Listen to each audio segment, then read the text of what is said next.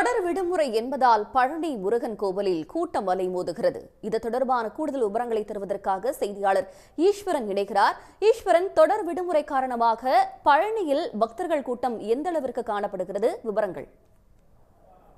பழனி முருகன் கோவிலில் தொடர் விடுமுறை மற்றும் கிருத்திகை தினம் என்பதால் ஏராளமான பக்தர்கள் சாமி தரிசனம் செய்ய குவிந்துள்ளனர். வழக்கமாகவே பழனி முருகன் கோவிலுக்கு இந்த கார்த்திகை மார்கழி மாதத்தில் லட்சக்கணக்கான பக்தர்கள் சாமி தரிசனம் செய்ய வருகை தருவார்கள்.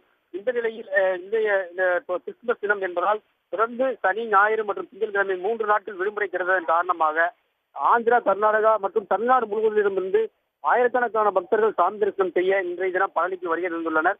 பழனி மலையை அடிவாரத்தில் இருக்கக்கூடிய கிரிவலை பாதையில் பக்தர்கள் கூட்டமாக செல்லக்கூடியதை நாம் காண முடிகிறது.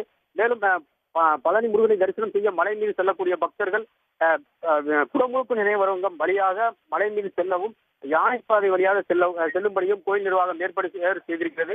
சாமி தரிசனம் செய்து கீழே இறங்கக்கூடிய பக்தர்கள் படிப்பாதை வழியாக கீழே இறங்கும்படியாக ஏற்பாடு செய்யப்பட்டிருக்கிறது.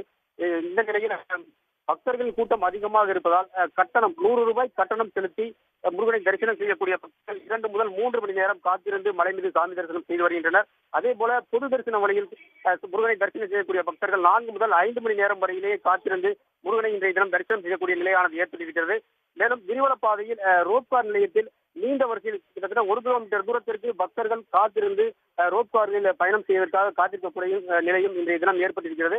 கூட்டத்தை கட்டுப்படுத்துவதற்காக கூடுதலாக போலீசாரும் தற்போது பாதுகாப்பு பணியில் ஈடுபடுத்தப்பட்டுள்ளனர். தங்களுடைய விவரங்களுக்கு நன்றி ஈஸ்வரன். உடனுக்குடன் செய்திகளை தெரிந்து கொள்ள சன் நியூஸ் பெல் ஐகானை கிளிக் பண்ணுங்க.